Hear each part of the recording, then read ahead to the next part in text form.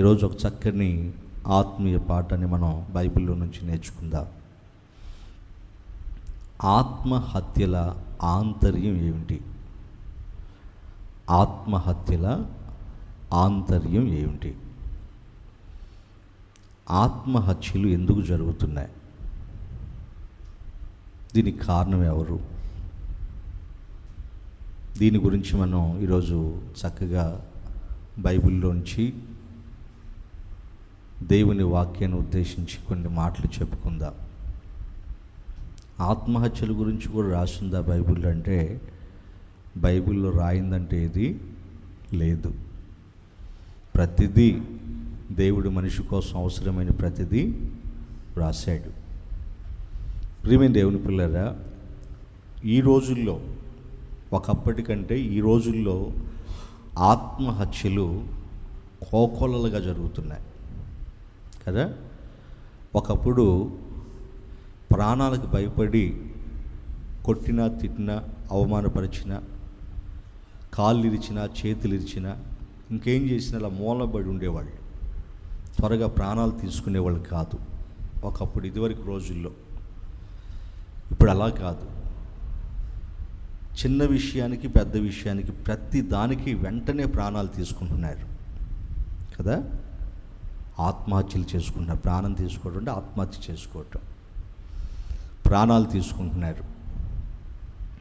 ఈ మధ్యకాలంలో మనం చూస్తే చాలామంది ఆత్మహత్యలు, చిన్న వయసు ఉన్నటువంటి పిల్లలు కూడా ఏం చేస్తున్నారు?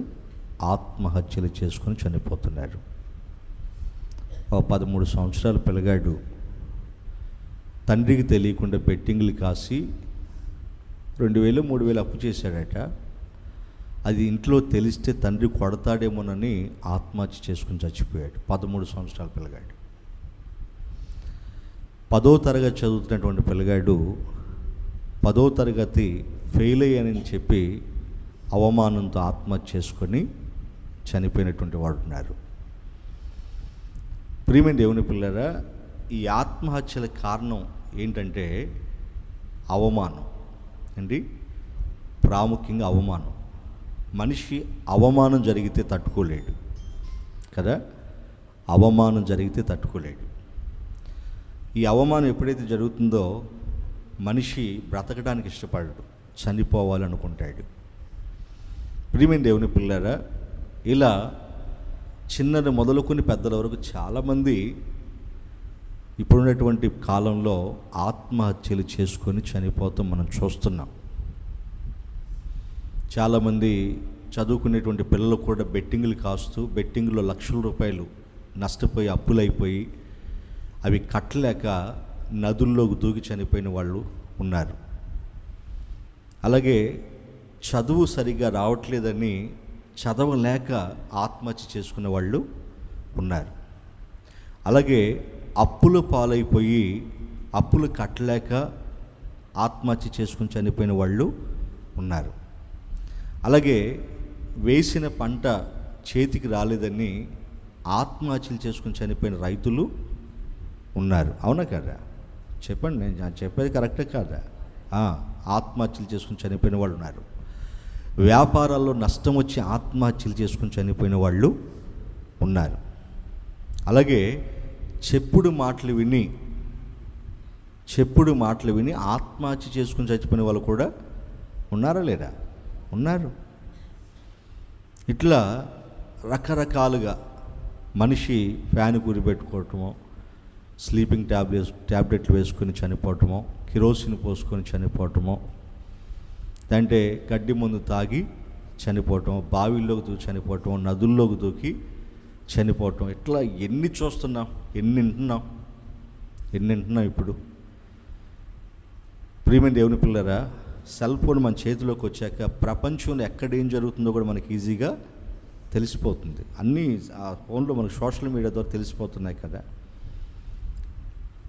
ఇంతకుముందంటే తెలిసేది కదా ఎక్కడేం జరుగుతుందో. ఇట్లా ఈ ఆత్మహత్యలు ఎందుకు జరుగుతున్నాయి? ఈ ఆత్మహత్యల వెనక ఉన్నటువంటి వారు ఎవరు? ఎవరి ద్వారా ఈ ఆత్మహత్యలు జరుగుతున్నాయి? ఎవరి ప్రేరేపణతో ఈ ఆత్మహత్యలు జరుగుతున్నాయి? ఎందుకంటే భూమి మీద జరిగే ప్రతి దానికి ఒక కారణం ఉంటుంది. కారణము లేకుండా ఏది జరగదు కదా. కారణం లేకుండా ఏది జరగదు. ఎవరినైనా ఏదైనా అడగండి, ఈ పని ఎందుకు చేసావంటే దానికి ఒక కారణం చెప్తాడు. ఈ పని ఎందుకు చేయలేదంటే దానికి కూడా కారణం చెప్తాడు. అవునా? ఎందుకు చదువుకోవట్లేదంటే కారణం చెప్తాడు. ప్రియమైన దేవుని పిల్లలు, ఇట్లా ప్రతి దానికి ఒక కారణం ఉంటుంది. అలాగే ఈరోజు మనిషి ఆత్మహత్య చేసుకుని చనిపోవడానికి కారణం ఏంటి? ఈ మనుషుల ఆత్మహత్యలు వెనుకున్నటువంటి కారణం ఏంటి? ఎవరు? అది తెలిస్తే మన జీవితాలను మనం చక్కగా బాగు చేసుకోవచ్చు. ఇక్కడ ఉన్నటువంటి మీలో కూడా చాలామంది మీలో కూడా ఎన్నోసార్లు అనుకుని ఉంటారు, ఈ బ్రతికే కంటే. అనుకున్నారా లేదా? అలా అనుకున్న వాళ్ళు చేతులు ఎత్తండి. తప్పలేదు, చేతులు ఎత్తండి. ఈ బ్రతికే కంటే చనిపోవటం మేలు కదండి. ఈ బ్రతుకు ఈదలేకపోతున్నాం, భరించలేకపోతున్నాం, తట్టుకోలేకపోతున్నాం. ఏం చేయాలో అర్థం కాని పరిస్థితి. చనిపోతే బాగుండు అని ఆలోచన చేసిన వాళ్ళు చాలామంది ఉన్నారు. చూసారు, ఇక్కడికి వచ్చిన మీరు కూడా అలా ఆలోచన చేశారు కదా. సాధ్యమైనంత వరకు ప్రతి వ్యక్తి కూడా ఏదో ఒక రోజు ఇలాగే ఆలోచిస్తాడు, ఈ బాధలు పడే కంటే చనిపోవటం మేలని. వాస్తవం కదా. ఎందుకంటే భూమి మీద మనిషి పరిస్థితులు అలా ఉన్నాయి. మరి ఈ కష్టాలన్నీ దేవుడు పెట్టాడా, మనిషి తెచ్చుకున్నాడా?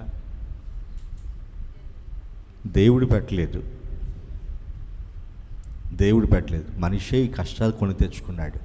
ఎందుకంటే దేవుని మాట వినక మనిషి లేనిపోని భారాన్ని మీద పెట్టుకున్నాడు. అందుకే ప్రయాసపడి భారము మోయుచున్న సమస్త జనులారా నా యొద్దకు రండి, నేను మీకు విశ్రాంతి అంటే నెమ్మదిని కలగ చేస్తాను అన్నాడు ఆయన. అంటే భారం పెట్టుకుంది మనం, కష్టాలు తెచ్చుకుంది మనం.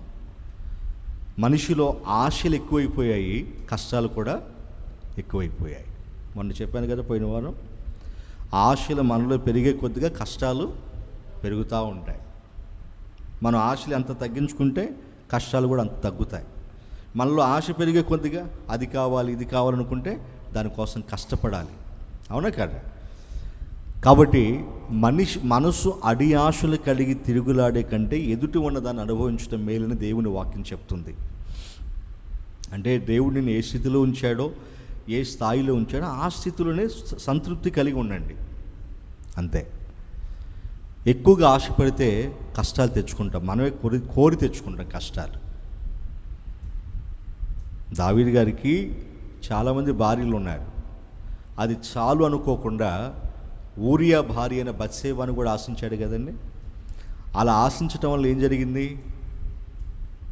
రాజ్యాన్ని కోల్పోయాడు కదా. రాజ్యాన్ని కోల్పోయాడు ఆయన. సొంత కొడుకే అబ్షాలోము తన మీద తిరుగుబాటు చేశాడు, చంపాలని చూశాడు తండ్రిని. అంతేకాదు, అంతకంతకు ఆయనకి అవమానం జరిగిందా లేదా? అంతకంతకు శిక్ష అనుభవించాడా లేదా? ఎందుకు ఈ శిక్ష అంతా ఎందుకు అనుభవించాడు? ఈ బాధ అంతా ఎందుకు అనుభవించాడు? ఈ అవమానాలను ఎందుకు అనుభవించాడు? తనకున్న భార్యలు చాలు అనుకోలేదు ఆయన. తన పొరుగువాడైన ఊరియా భార్యను కూడా ఆశించాడు. అలా ఆశించటం వల్ల లేనిపోని కష్టాలు కొని తెచ్చుకున్నాడు. అది దేవుని వాక్యం చెప్పి. అందుకే నీ పొరుగువాని దేనిని ఆశించొద్దు అంటాడు ఆయన. ఆశించటం వల్ల ఇటువంటి నష్టాలు జరుగుతాయని. నా ప్రియ సహోదరులారా, మనం కోరి తెచ్చుకుంటున్నాం కష్టాలు, దేవుడు పెట్టేవి కాదు ఇవి. మన ద్వారా కలిగేవి. మనం కోరి తెచ్చుకొని మనం ఎవరిని నిందిస్తాం? దేవుని నిందిస్తాం. అజ్ఞానం కాదు ఇది, అవివేకం కాదు. బుద్ధి జ్ఞానాలు ఉన్న వాళ్ళు ఎవరు కూడా దేవుణ్ణి నిందించకూడదు. ఎందుకంటే దేవుడు అన్యాయస్తుడు కాదు, ఎవ్వరికి ద్రోహం చేయడైన, మేలు చేసే దేవుడైన, కీడు చేసేవాడు కాదు. న్యాయమైన తీర్పులు తీరుస్తాడు అంతే. అంటే మన క్రియలను బట్టి న్యాయమైన తీర్పులు. మన క్రియలు మంచివైతే న్యాయమైన తీర్పు వస్తుంది, క్రియలు చెడ్డవైతే శిక్ష వస్తుంది. అంతే తప్ప ఆయన ఎవరికి అన్యాయం చేసే దేవుడు కాదు. ప్రియమైన దేవుని పిల్లరా, ఈ విధంగా మనిషి కోరి కష్టాలు తెచ్చుకుని దేవుడిని నిందిస్తున్నాడు. కాబట్టి ఎందుకు ఇలా మనిషి భూమి మీద కష్టాలు తెచ్చుకొని ఏమనుకుంటున్నాడు? ఈ బ్రతికే కంటే చనిపోవటం మేలు. ఈరోజు ప్రతి ఒక్కరూ, కొంతమందికి చనిపోయే ధైర్యం లేక చచ్చిపోకుండా ఉంటున్నారు. అవునా కాదా? చనిపోయే ధైర్యం లేక చచ్చిపోకుండా ఉంటున్నారు. కొంతమంది ఏదో ఒక విధంగా చనిపోతున్నారు ధైర్యం చేసుకొని. అంటే చనిపోతే ఇక ఏ బాధ ఉండదు అనుకుంటున్నారు. నిజానికి ఆత్మహత్య మహాపాపం, తెలుసా? ఆత్మహత్య చేసుకునే హక్కు మనకి లేదు. ఆత్మహత్య చేసుకుంటే మన ఆత్మ దేవుని దగ్గరికి వెళ్ళదు. ఎందుకంటే ఈ ప్రాణం పోతే, దేవుడిచ్చిన ఈ ప్రాణం పోతే ఆ దేవుని కోసమే పోవాలి, కానీ మనకిష్టం వచ్చినట్టుగా దీన్ని పోగొట్టుకోవడానికి మనకు హక్కు లేదు. అర్థమైందా? కాబట్టి ఈ ప్రాణం పోతే దేవుని కోసం పోవాలి, ఆ దేవుడే ఈ ప్రాణాన్ని తీసుకోవాలి. అప్పటి వరకు మనం ఎలా ఉండాలి? ఓర్పు కలిగి ఉండాలి. అందుకే శ్రమ యందు ఓర్పు, ప్రార్థన యందు పట్టుదల కలిగి ఉండండి అన్నాడు. అంతే తప్ప ఈ బాధలు నేను భరించలేను, నా వల్ల కాదు, నేను బ్రతికే కంటే చనిపోవటం మేలని ఆ విధంగా అనుకొని ఆత్మహత్యలు చేసుకొని చనిపోకూడదు. అలా చనిపోతే దేవుని దగ్గరికి మనం వెళ్ళలేము, నరకానికి వెళ్ళిపోతుంది మన ఆత్మ. ప్రియమైన దేవుని పిల్లరా, ఇట్లా చాలా విచిత్రంగా జరుగుతున్నాయి ఆత్మహత్యలు ఈరోజు. చాలా సింపుల్గా ప్రాణాలు తీసేసుకుంటున్నారండి, చాలా సింపుల్గా. ఒకప్పుడు ప్రాణాలు తీసుకోవడానికి భయపడేవాళ్ళు, అవునా కాదా? ఇప్పుడు పిల్లలు, యవనస్తులైన పిల్లలు సింపుల్గా ప్రాణాలు తీసేసుకుంటున్నారు. అందుకే ఇప్పుడు తల్లిదండ్రులు కూడా యవనస్తులైన పిల్లల్ని గద్దించలేకపోతున్నారు, తిట్టలేకపోతున్నారు, ఒక దెబ్బ కొట్టలేకపోతున్నారు. ఎందుకంటే తిట్టినా కొట్టినా ఏం చేసుకుంటారో అనే భయం వచ్చేసింది ఇప్పుడు తల్లిదండ్రుల్లో, అవునా కాదా? ఏం చేసుకుంటారో అనే భయం వచ్చేసిందండి తల్లిదండ్రుల్లో. ఎందుకంటే ఇదివరకు లాగలేరు పిల్లలు. ఒకప్పుడు కొట్టినా తిట్టినా తల్లిదండ్రులు పంచన పడి ఉండేవాళ్ళు పిల్లలు భయభక్తులతో. వాళ్ళకి ఇటువంటి ఆలోచనలు వచ్చేవి కాదు. ఆత్మహత్యలు చేసుకొని చనిపోవాలనే ఆలోచనలు వాళ్ళకి వచ్చేవి కాదు. ఇప్పుడు అలా కాదు. పిల్లలు ఏదైనా మాట అంటే వెంటనే ఉరిపెట్టుకోవటం, వెంటనే చేతులు కోసుకోవటం, ఇట్లా చేస్తున్నారండి, ఇట్లా చేస్తున్నారు. ప్రియమైన దేవుని పిల్లరా, అసలు ఈ ఆత్మహత్యలు ఎందుకు జరుగుతున్నాయి? ఈ ఆత్మహత్యల వెనక ఎవరి హస్తం ఉంది? ఎవరు మనుషుల్ని ఆత్మహత్యలకు ప్రేరేపిస్తున్నారు అనంటే దానికి కారణం దుష్టుడైన సాతాను. ఎవరు? దుష్టుడైన సాతాను. అంటే సాతానే మనుషులందరి ఆత్మహత్యల వెనక వాడే ఉన్నాడు. దుష్టుడైన సాతాను మనుషుల ఆత్మహత్యల వెనక ఉన్నాడు వాడు. అంటే ఒక మనిషి ఆత్మహత్య చేసుకుని చనిపోయాడు అనంటే అతనికి ఆ ప్రేరేపణ కలిగించింది ఎవరో తెలుసా? సాతాను. ఈ సత్యం ఎంతమంది తెలుసు? దేవుని నమ్మిన వారికి ఇప్పటి వరకు మీకు కూడా తెలియకపోవచ్చు. అందుకే నేను ప్రతి వారం ప్రార్థనకు రమ్మంటున్నాను మిమ్మల్ని. ఇటువంటి మర్మాలు మీకు తెలియపరచాలి, ఇటువంటి గొప్ప విషయాలు మీకు తెలియచేయాలని. ప్రియమైన దేవుని పిల్లలు, ఇళ్లలో కూర్చుంటే మీకు ఈ మాటలు దొరకవు కదండి, అవునా? దానికి మంచి ఉదాహరణ చెప్తాను. ప్రతి మనిషి యొక్క ఆత్మహత్య వెనక సాతాను ప్రేరేపణ ఉంటుందనే దానికి ఒక మంచి ఉదాహరణ చెప్తాను. ఏబు గారు ఉన్నారు కదా, ఏబు గారికి 7,000 గొర్రెలు, 3,000 ఒంటెలు, 500 జతల ఎద్దులు, 500 జతల ఆడుగాడిదలు, బహుమంది పనివాళ్ళు, 10 మంది పిల్లలు ఉన్నారు ఆయనకి. ఆ తూర్పు దేశంలో ఆయనకంటే గొప్పవాడు ఇంకొకడు లేడు. అయితే అతని గురించి దేవుడు సాతానుతో సవాల్ చేశాడు. ఛాలెంజ్ చేశాడు. నా సేవకుడిని ఏబు సంగతిని గమనించావా? అతడు భూమి మీద నీతిమంతుడు, న్యాయవంతుడు, యథార్థవంతుడు, దేవుని యందు భయభక్తులు కలిగి సమస్త చెడుతనమును విసర్జించిన వాడు అని గొప్పగా చెప్తున్నాడు తన సేవకుడైన ఏబు గారి గురించి గొప్పగా. మన పిల్లలు కూడా బాగా చదువుతున్నారు అనుకోండి, తల్లిదండ్రులు ఏం చెప్పుకుంటారు?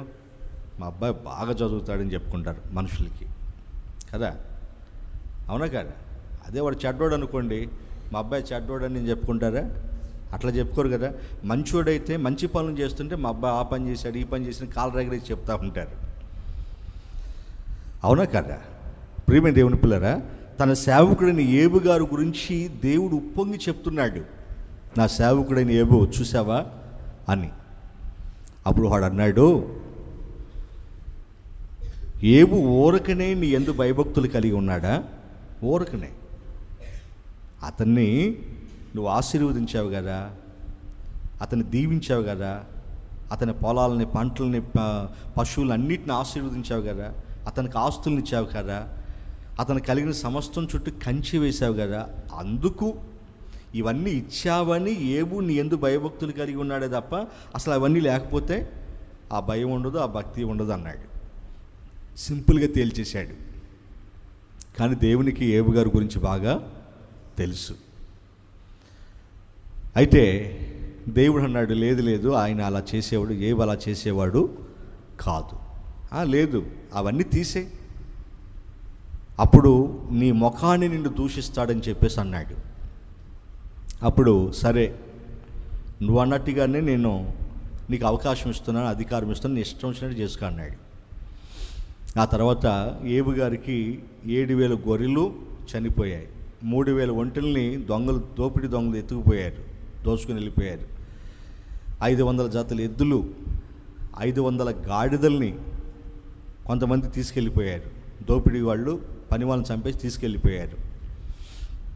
తర్వాత 10 మంది కుమారులు, అంటే 7 కుమారులు, 3 కుమార్తెలు, వీళ్ళు ఒక ఇంట్లో భోజనం చేస్తూ ఉంటే, అన్నంలో ఒక అన్న ఇంట్లో భోజనం చేస్తూ ఉంటే సుడిగాలు వచ్చి ఆ ఇంటి మీద కొడితే ఆ ఇల్లు కూలిపోయి 10 మంది ఒక్కసారి చనిపోయారు.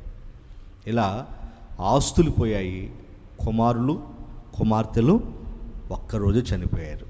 దెబ్బ మీద దెబ్బ. చివరికి సాతాను ఏం చేశాడంటే, అంటే ఆ విధంగా జరిగినప్పుడు కూడా ఏబు గారు ఏమన్నాడు తెలుసా? యెహోవా ఇచ్చాడు, యెహోవా తీసుకున్నాడు, యెహోవాకు స్తోత్రము కలుగునుగాక అన్నాడు. దేవునికి స్తోత్ర, హల్లెలూయా. అంటే దేవుని స్తుతించాడు. ఆ తర్వాత సాతాను ఏం చేశాడంటే, మరలా ఇది ఇలా కాదు అని ఏబు గారికి అరికాలు మొదలుకొని నన్నెత్తి వరకు కురుపులతో మొత్తాడు. మొత్తితే అప్పుడు ఆయన గోక్కోవడానికి చిలపెంకి తీసుకొని బూడిదలో కూర్చొని గోక్కుంటున్నాడు. ఈలోగా అక్కడికి ఏబు గారి భార్య వచ్చి ఏమని అంటుందో చదవండి. అక్కడ ఏబు గ్రంథము 2వ అధ్యాయం 9వ వాక్యం చదవండి. అతని భార్య వచ్చి, నీవు ఇంకను యథార్థతను వదలక ఉందువా? దేవునిని దూషించి మరణము అంటే మరణమైపో, చచ్చిపో అంటుంది. అర్థమవుతుందా మీకు? దేవుని దూషించి ఇంకా యథార్థత కలిగి ఉన్నావేంటి? దేవుని మీద భక్తి కలిగి ఉన్నావేంటి? దేవుడు దేవుడు అంటున్నావేంటి? ఆ దేవుడు నీకేం చేశాడు? ఆ దేవుడు నీకేం చేశాడు?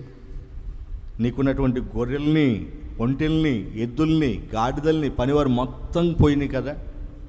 నీకున్న 10 మంది పిల్లలు చనిపోయారు కదా. ఇంకా దేవుడు దేవుడు దేవుడు అంటున్నావేంటి అని ఆయన భార్య, ఆయన కట్టుకున్న భార్య ఏమంటుంది? యథార్థతని విడిచిపెట్టి, దేవుని మీద విశ్వాసాన్ని విడిచిపెట్టి చచ్చిపో అంటే ఆత్మహత్య చేసుకో అంటుంది. చచ్చిపోమంటే అర్థం ఏంటి? ఆత్మహత్య చేసుకో అంటుంది. ఎలా ప్రేరేపిస్తుందో చూసారా? అంటే ఏబు గారి భార్యలో ఉండి ఏబుని ప్రేరేపిస్తుంది ఎవరు? చచ్చిపోమని. చెప్పండి. ఇప్పుడు మీకు అర్థమైంది? అక్కడ ఉందా? అక్కడ కరెక్ట్గా ఉందా? అసలు ఇదంతా చేస్తుంది ఎవరు? సాతానే కదండి. ఇప్పుడు ఏంటంటే ఏబు దేవుని దూషించాలి. దూషించాలంటే ఆస్తులు పోయినా దూషించట్లేదు, కుమారులు చనిపోయినా దూషించట్లేదు, దేవుని దూరం అయిపోవట్లేదు. చివరికి తన భార్యను వాడుకుంటున్నాడు. సాతాను ఏబు గారి భార్యను వాడుకొని భార్య అనిపిస్తున్నాడు. దేవుణ్ణి దూషించి చచ్చిపో అంటే ఆత్మహత్య చేసుకో అంటుంది. తనంతట తాను చచ్చిపోవటం అంటే అర్థం ఏంటి? తనంతట తాను చనిపోవటం అంటే అర్థం ఏంటమ్మా? ఆత్మహత్య చేసుకోమంటుంది, చచ్చిపో అంటుంది. బ్రతకూడదు. ఎందుకంటే నిజానికి ఏబు గారు బ్రతకూడదు లెక్క అయితే. ఎందుకంటే ఆస్తులన్నీ పోయాయి, కుమారులందరూ చనిపోయారు, తనకు కూడా ఆరోగ్యం పోయింది. ఇక ఆయనకున్నటువంటి సోదర జనము, బంధువర్గం, స్నేహితులు అందరూ కూడా ఆయనకి దూరం అయిపోయారు కదా, అందరూ కూడా ఆయన్ని దూషించారు కదా. అంటే ఏబు నిన్నటి వరకు బాగా వెలిగిపోయాడురా, ఒక్కసారే ఆరిపోయాడురా అని చెప్పుకుంటున్నారు. అది ఎంత అవమానం ఆయనకి, ఎంతటి అవమానం. అప్పటి వరకు ఎంతో ఉన్నతంగా బ్రతికిన వాడు ఒక్కసారి సర్వస్వాన్ని కోల్పోతే ప్రజలందరూ ఏమంటారు చెప్పండి? అవునా? ఏం తప్పు చేశాడో మహానుభావుడు, దేవుడు ఉన్నదంతా ఊడి చేశాడు అని అనుకుంటారు కదండి. ఎంత అవమానం జరిగింది ఆయనకి. నిజానికి ఆయనకి జరిగిన అవమానానికి ఆయన ఆత్మహత్య చేసుకొని చనిపోవాలండి కదా. కత్తి దూసి తను పొడుచుకొని చచ్చిపోవటం, అంటే అక్కడ దూకి చచ్చిపోవటం. ఎందుకంటే ఇవన్నీ లేనప్పుడు నాకు విలువ లేదు కదా, ఇవి ఉంటేనే కదా నాకు విలువ, ఇవి ఈరోజు ఎవరు నన్ను లెక్క చేయట్లేదని చెప్పేసి ఆ అవమాన భారంతో ఆత్మహత్య చేసుకోవాలి ఆయన. కానీ అలా చేసుకున్నాడా? లేదు. నా ప్రియమైన దేవుని పిల్లరా, దేవుని పిల్లలు అంత ఈజీగా ప్రాణాలని తీసుకోకూడదు. దానికి ఏబు గారు ఒక గొప్ప ఉదాహరణ మనకి. అన్ని పోయినా, సర్వస్వాన్ని కోల్పోయినా, ఎంతో కష్టాన్ని, నష్టాన్ని, బాధను, శ్రమను, అవమానాన్ని అనుభవించిన అలా నిబ్బరంగా నెమ్మదిగా నిలబడి ఉన్నాడు తప్ప ఆత్మహత్య చేసుకొని దేవునికి అవమానం తీసుకురాలేదు, తన ఆత్మను నరకానికి పంపించలేదు. అవునా కదా? సాతాను సాక్షాత్తు తన భార్యతోనే ప్రేరేపించాడు, చచ్చిపో అని. ఆత్మహత్య చేసుకుని చచ్చిపో, బతికున్నావేంటి ఇంకా అని చెప్పేసి అంటుంది. ఆ మాటలు విని చచ్చిపోయాడా? లేదు. అప్పుడప్పుడు మీ భార్యలో, మీ భర్తలో మిమ్మల్ని కూడా ఎలాగే ప్రేరేపిస్తారు కదండి. ఇగో ఏమే ఇంకెందుక బతుకు సావే అంటాడు ఒకడు భర్త. అవునా కదా? చచ్చిపోవే అంటాడు. ఒక్కో భార్య ఏముంటుంది, ఏమయ్యా ఎందుకు బతుకున్నావు, సావన ఎక్కడ దూకు చావయ్యా అంటుంది, ప్రేరేపిస్తూ ఉంటుంది. చూసారా? సైతాన్ ఇది, సైతాన్. చావులు కోరుకోకూడదు, దేవుని పిల్లలు చావులు కోరుకోకూడదు. అర్థమైందా? దేవుని పిల్లలు ఎప్పుడు దీవించేవారుగా ఉండాలి కానీ శపించేవారుగా ఉండకూడదు. ప్రేరేపిస్తూ ఉంటుంది సైతాన్. అంటే ఆత్మహత్య చేసుకుని చావు, అక్కడ దూకి చావు, ఎక్కడ దూకి చావు, లాంటి దేనికి దాన్ని పడి చావు అని అంటూ ఉంటారు. అవునా కదా? ఈ బ్రతికి కంటే నువ్వు బ్రతికి కంటే చావటమే మేలు అంటారు. అలా ప్రేరేపించే వాళ్ళు ఎంతమంది ఉన్నారు? అవునా? ప్రియమైన దేవుని పిల్లరా, ఇలా మనుషుల్లో ఉండి మనుషులను ఆత్మహత్యలకు ప్రేరేపిస్తుంది ఎవరో తెలుసా? సాతాను. అర్థమైన ఆత్మహత్యల వెనక ఆంతర్యం ఏంటో, ఆత్మహత్యలు ఎందుకు జరుగుతున్నాయో, మనుషులు ఆత్మహత్యలు ఎందుకు చేసుకొని చనిపోతున్నారో దీన్ని బట్టి అర్థమవుతుందా? అంటే సాతాను ప్రేరేపణ అన్నమాట. కానీ ఇది ఎవరికి తెలీదు ఈ విషయం. ఏదో చావు వచ్చింది చచ్చిపోయాడు అని అనుకుంటారు. ఇక అడుగు భూమి మీద నోకలు ఇంతవరకు ఉన్నాయని అనుకుంటారు. అలా అనుకుంటారు తప్ప అసలు వీళ్ళు ప్రేరేపించింది ఎవరు? చూసారా ప్రియమైన దేవుని పిల్లరా?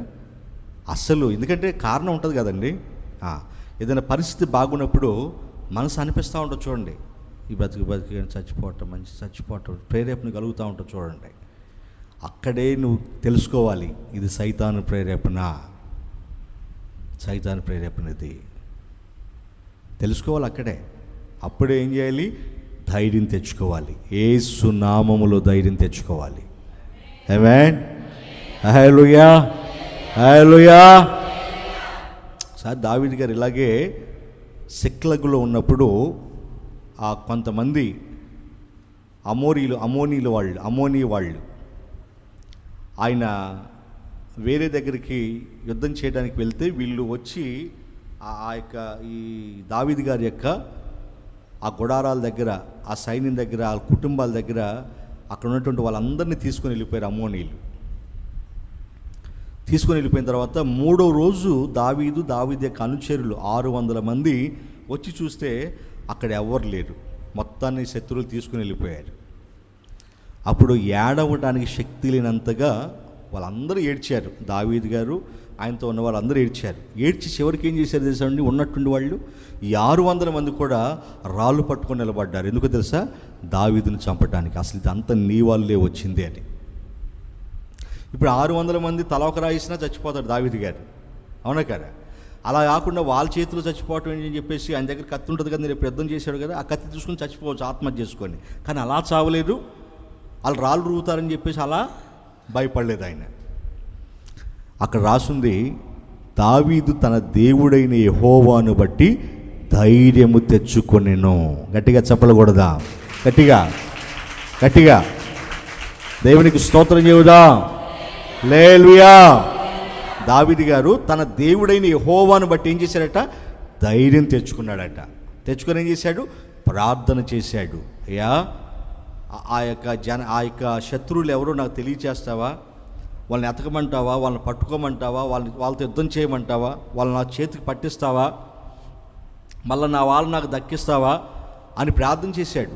ప్రార్థన చేస్తే దేవుడు ఆయనతో మాట్లాడి, అప్పుడు నువ్వు వెళ్ళు, వాళ్ళని కలుసుకుంటావు అన్నాడు. మొత్తం మీద వెళ్ళి వాళ్ళని కలుసుకుని వాళ్ళతో యుద్ధం చేసి వాళ్ళందరినీ తెచ్చుకున్నాడు. మళ్ళీ తిరిగి ఒక్కళ్ళని కూడా కోల్పోలేదు ఆయన. అదే 600 మంది రాళ్ళు పట్టుకొని నిలబడ్డారు చంపటానికి అని చెప్పేసి భయపడి, ఇంకా నన్ను ఎలాగ చంపేస్తారని చెప్పేసి ఆత్మహత్య చేసుకున్నాడా? చేసుకోలేదండి. దేవునిని బట్టి ధైర్యం తెచ్చుకున్నాడు. మనం కూడా ఎటువంటి పరిస్థితుల్లో ఉన్నా, ఎటువంటి అవమానాల మధ్యలో ఉన్నా, ఎటువంటి శ్రమల మధ్యలో ఉన్నా, ఎటువంటి నిందల మధ్యలో ఉన్నా, ప్రతికూల పరిస్థితుల్లో మనం ఉన్నా చావాలని నిర్ణయాలు తీసుకోకూడదు. దేవునిని బట్టి ధైర్యం తెచ్చుకోవాలి. నేను నమ్ముకున్న దేవుడు గొప్పవాడు, నేను నమ్ముకున్న దేవుడు నన్ను ఈ శ్రమలో నుంచి విడిపిస్తాడనేటువంటి ధైర్యం మనలో ఉండాలి. ఆ విశ్వాసం మనకు ఉండాలి. ఆ విశ్వాసం ఉండబట్టే కదా దావీదు గారు తాను చనిపోలేదు, తన వారిని మరలా దక్కించుకున్నాడు కదండి. అదే తను చనిపోతే తన ఆత్మ నరకానికి వెళ్ళిపోయేది, తన వారందరూ కూడా శత్రువుల చేతుల్లో చనిపోయేవాళ్ళు కదండి. ఇలాంటి వాళ్ళకి బానిసలుగా మారిపోయేవాళ్ళు కదా. ప్రియమైన దేవుని పిల్లల, దేవుని పిల్లలంగా మనం ఎటువంటి పరిస్థితుల్లో, ఎటువంటి కృంగిన పరిస్థితుల్లో మనం ఉన్నా ఎవరిని బట్టి ధైర్యం తెచ్చుకోవాలి? దేవునిని బట్టి, మనం ఆరాధిస్తున్న దేవుని బట్టి ధైర్యం తెచ్చుకొని నిలబడాలి. ఆమేన్, ఆమేన్, ఆమేన్. చావు పరిష్కారం కాదు.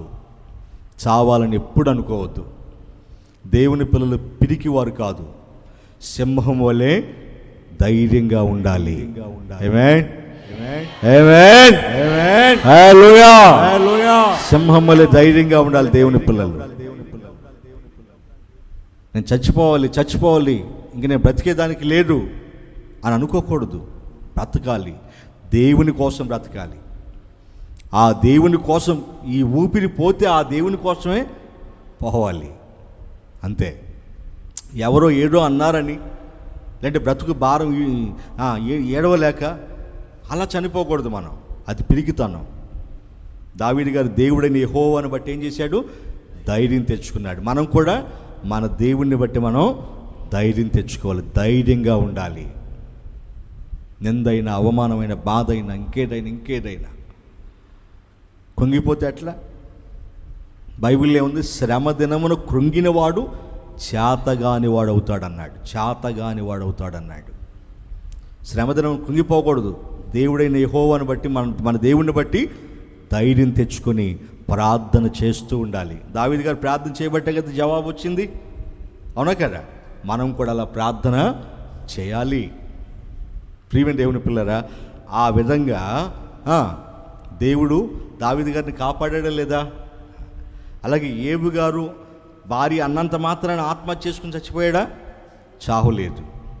చూసారండి ఎంత తెలివిగా అది ఆ ఏబు గారి భార్యలోండి ప్రేరేపిస్తుందో చూసారండి. అదే ఏబు గారి తెలివి తక్కువడైతే, దైవ జ్ఞానం లేనోడైతే, నిజమేనమ్మా నువ్వు చెప్పింది కరెక్టే, ఆ దేవుడిని నమ్ముకున్నా నాకు ఏ సుఖం లేదు, ఇచ్చినట్టు ఇచ్చి మొత్తం తీసేసుకున్నాడు, నువ్వు చెప్పిందే కరెక్ట్, నేను బ్రతికే కంటే చచ్చిపోవటమే మంచి, నువ్వు చెప్పినట్టే నేను చచ్చిపోతా అని చచ్చిపోయేవాడు ఇంకొకడైతే కదా. కానీ సాతాను ప్రేరేపిస్తుందన్న సంగతి ఆయనకి తెలుసు. దేవుని యందు భయభక్తులు కలిగిన వాడు కదా, ఆ జ్ఞానం ఆయనలో ఉంటుంది. నా ప్రియమైన దేవుని పిల్లరా, ఆ విధంగా నిబ్బరం కలిగి ఉన్నాడండి, ధైర్యంగా ఉన్నాడు. ఒకటి అన్నాడు, ఇదిగో మూర్ఖురాలు మాట్లాడినట్లు మాట్లాడుకో. దేవుని వలన మనం మేలు అనుభవించాలా, కీడు అనుభవించకూడదా? మేలు చేస్తేనే దేవుడా, కీడు చేస్తే దేవుడు కాదా? ఏం మాట్లాడుతున్నావు? వెళ్ళిపోయి ఇక్కడి నుంచి అని గద్దించేసాడు ఆవిడ. చనిపోయాడా? ఆత్మహత్య చేసుకుని చనిపోయాడా? సాతాను ప్రేరేపిస్తే.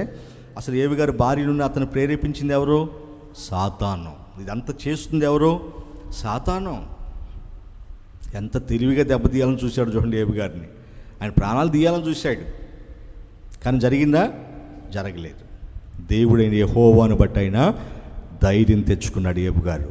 దేవుడు ఉన్నాడు, అన్నీ పోతే ఏంటి, దేవుడు ఉన్నాడు నాకు. ఎవరున్నారు? దేవుడు ఉన్నాడు. ఆమేన్, హల్లెలూయా. మనం కూడా ఎలా బ్రతకాలి? ఏమున్నా ఏమీ లేకపోయినా కదా, ఏమున్నా ఏమీ లేకపోయినా ఎలా ఉండాలి? దేవుణ్ణి బట్టి ధైర్యంగా ఉండాలి, దేవుణ్ణి బట్టి సంతోషించాలి. అలా బ్రతకడం నేర్చుకోండి. ఇది ఇలా మీ మనసులో పెట్టుకోండి. ఇప్పుడు ఆత్మహత్యల వెనక కారణం ఎవరు మీకు అర్థమైంది కదా, ఎవరు మనిషిని ప్రేరేపిస్తున్నారో అర్థమైంది కదా. రెండో విషయం, యేసు ప్రభు వారిని పట్టించినటువంటి ఇస్కరియోతు యోధ, ఇతను ఎలా చనిపోయాడు? బైబిల్ చదువుకున్నారు కదా మీరు, ఎన్నోసార్లు చెప్పాను కదా మీకు. ఎలా చనిపోయాడు ఇతను? ఉరి పెట్టుకొని చచ్చిపోయాడమ్మా. ఎట్లా? ఉరి పెట్టుకొని చచ్చిపోయాడు. అవునా కదా? ఎందుకు? యేసు ప్రభు వారిని 30 వెండి నాణాలకు అమ్మేసి ఆ వెండి నాణాలతో తను ఏదో బాగుపడదాం అనుకున్నాడు. కానీ అది ఆయనకి ఏంటో బాధగా అనిపించింది. అయ్యో, నిరపరాధి రక్తాన్ని నేను అప్పగించానే, నీతిమంతుని అప్పగించానే అని తనకు తానే పశ్చాత్తాపడి తన తప్పు తాను తెలుసుకుని ఏం చేశాడు? ఆ యొక్క వెండి నాణాలని ఆ ప్రధాన యాజకులకి ఇవ్వడానికి వెళ్తే వాళ్ళ మాకు అవసరం లేదు అన్నారు. అప్పుడు ఏం చేశాడంటే దేవాలయంలో అట్లా ఇసిరేసా ఆ వెండి నాణాలని, వెళ్ళి ఉరి పెట్టుకొని చచ్చిపోయాడు. అసలే ఫస్ట్ నుంచి ఇస్కరియోతు యోధ మనసును ప్రేరేపిస్తుంది ఎవరో? సైతాను. ఎలా ప్రేరేపించింది? ధనాపేక్షతో అతన్ని ప్రేరేపించింది.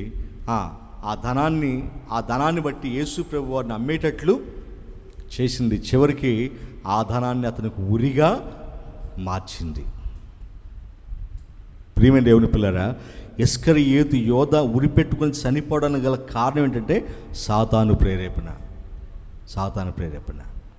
ఒకవేళ అతను చనిపోయే ఆ చివరి క్షణంలో క్షమించమని పశ్చాత్తాపంతో దేవుని అడుగుంటే ఖచ్చితంగా దేవుడు ఆయన్ని క్షమించేవాడే.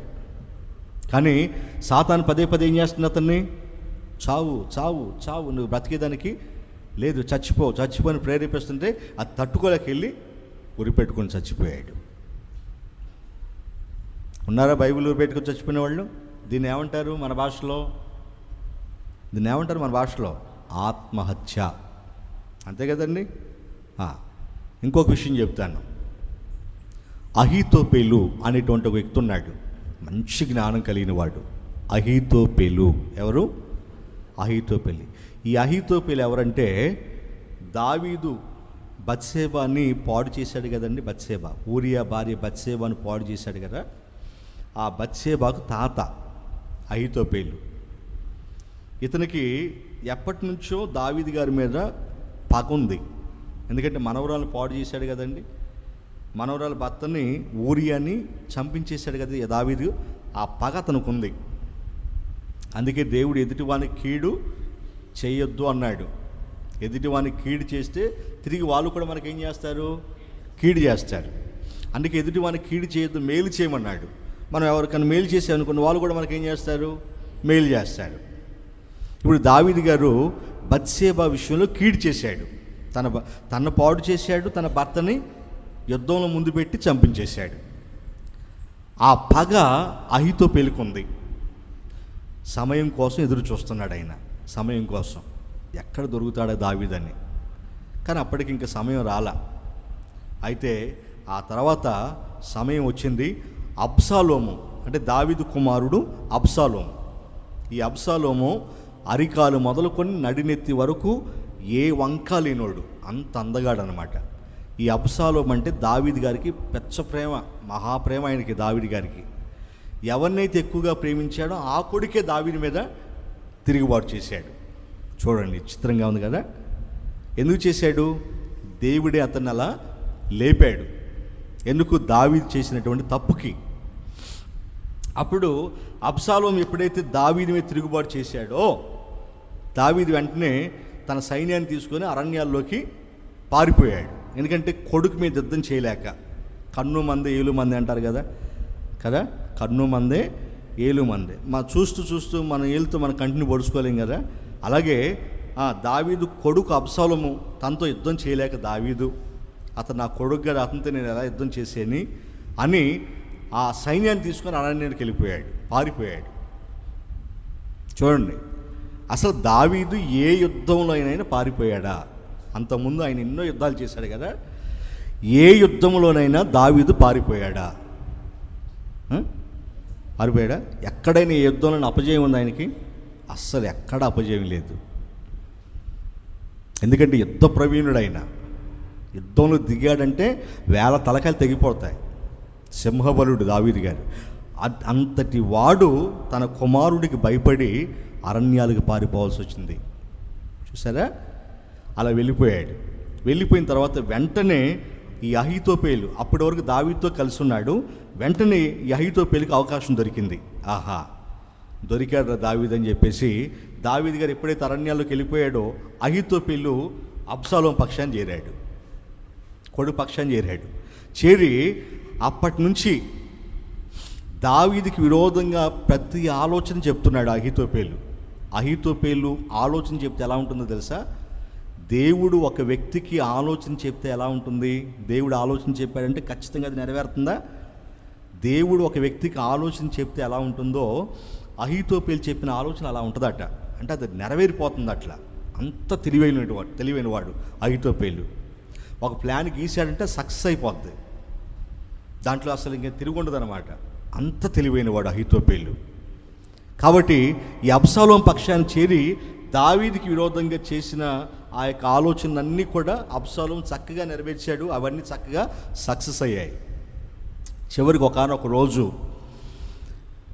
అహీతోపెలు ఏం చేశాడంటే అబ్షాలోము దగ్గరికి వచ్చి, అబ్షాలోము రాజా, నీ తండ్రి అరణ్యంలో అలసిపోయి ఉన్నాడు. ఎలా ఉన్నాడు? అలసిపోయి ఉన్నాడు. అరణ్యాలు తిరుగుతూ సరైన భోజనం లేక, సరైన వసతి లేక అక్కడ అలసిపోయి ఉన్నాడు. ఇప్పుడు కనుక నేను ఒక 12,000 మంది సైన్యాన్ని అంటిపెట్టుకొని అతని మీద వెళ్ళి పడతాను, అతను నాకు ఈజీగా లోబడిపోతాడు. అతను ఒక్కడిని చంపేసి అతని పక్షాన ఉన్న సైన్యాన్ని నీ పక్షాన చేరుస్తాను, నువ్వు రాజు అయిపోతావు అన్నాడు. ఆలోచన ఎలా ఉంది? బాగుంది. ఇప్పుడు అబ్షాలోము వాళ్ళంతా కూడా మంచి ఆలోచన చెప్పాడు అహీతోపెలు అని చెప్పేసి వాళ్ళు సంతోషపడ్డారు. సంతోషపడి ఈలోగా ఏం చేశాడంటే అబ్షాలోము అక్కడే అర్కీయుడైన హూషై ఉన్నాడు. హూషై దావీదు యొక్క స్నేహితుడు. హూషై ఆయన కూడా దావీదు యొక్క అనుచరుల్లో ఒకడు, దావీదుకి ఆలోచన చెప్పేవాళ్ళు ఆయన కూడా ఒకడు. కాబట్టి ఆయన ఆలోచన కూడా కనుక్కుందామని చెప్పేసి హూషై అనేటువంటి వ్యక్తిని పిలిపించాడు. పిలిపించి, ఇగో హూషై, అహీతోపెలు నాకు ఈ ఆలోచన చెప్పాడు.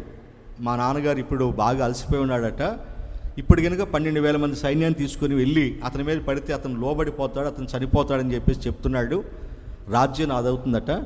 మరి అహీతోపెలు చెప్పిన ఆలోచన మా అందరికీ సమ్మతమైంది, మరి నీ ఆలోచన ఏంటి అన్నాడు.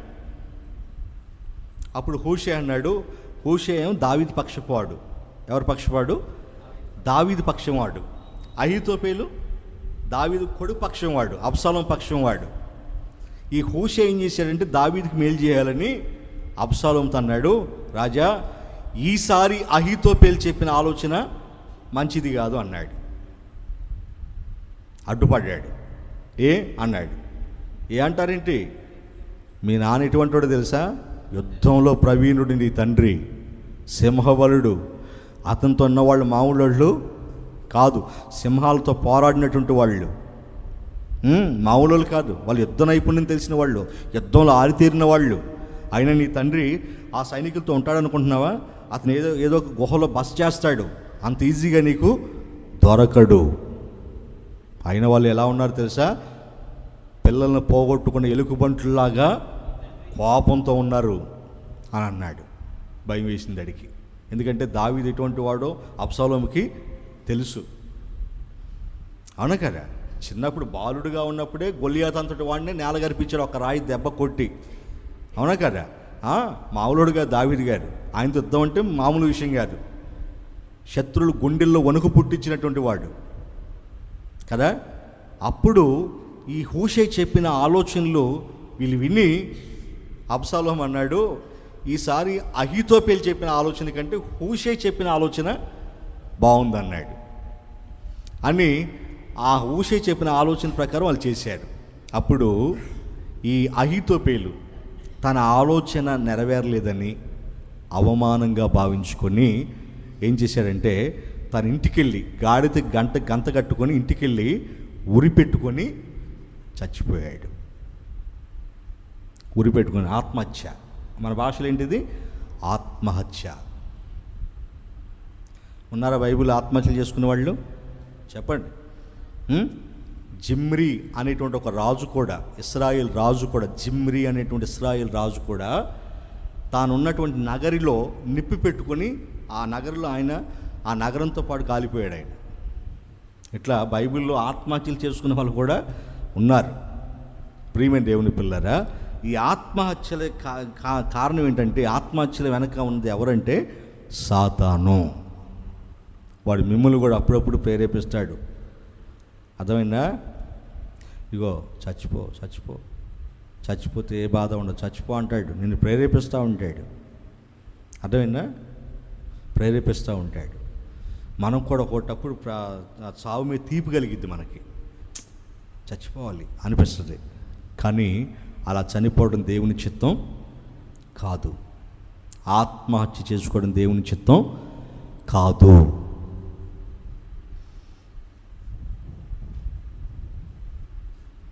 యోధ ఆత్మహత్య చేసుకొని తాను వెళ్ళవలసిన చోటికి వెళ్ళకూడని చోటికి వెళ్ళిపోయాడు, నరకానికి వెళ్ళిపోయాడు.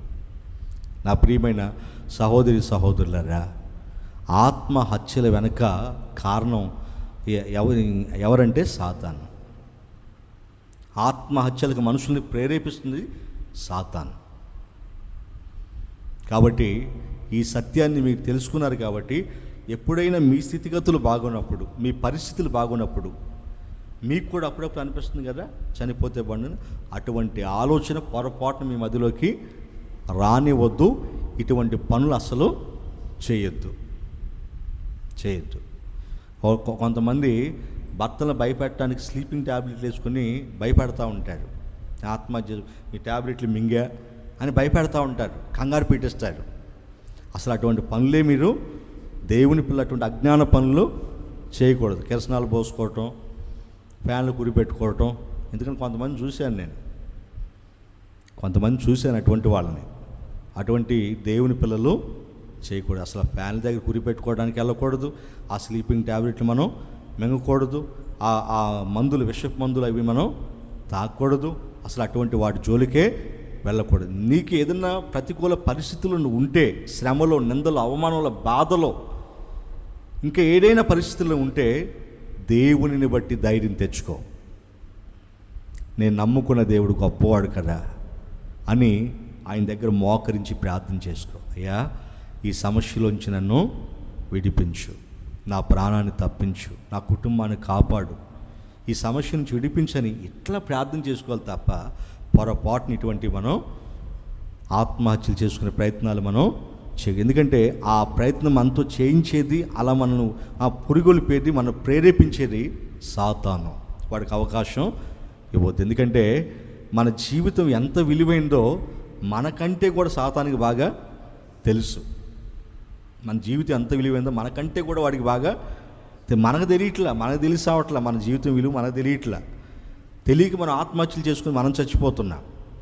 కానీ సాతానికి బాగా తెలుసు దేవుడిచ్చిన ఈ విలువైన జీవితం ఎంత గొప్పదో. ఎందుకంటే మనం విలువ పెట్టి కొనబడిన వారం. ఎవరు మనం? విలువ పెట్టి కొనబడిన వారం. దేవుడు తన స్వరూపంలో తన పోలిక చొప్పున మనల్ని చేశాడు. తన స్వరూపంలో తన పోలిక చొప్పున మనల్ని చేసి, అంటే సాక్షాత్ మన ఎవరి స్వరూపం? దేవుని స్వరూపం అమ్మా. అటు అంత విలువైన వాళ్ళం మనం. ఈ విలువ మనకు తెలియట్లేదు, సైతానికి తెలుసు.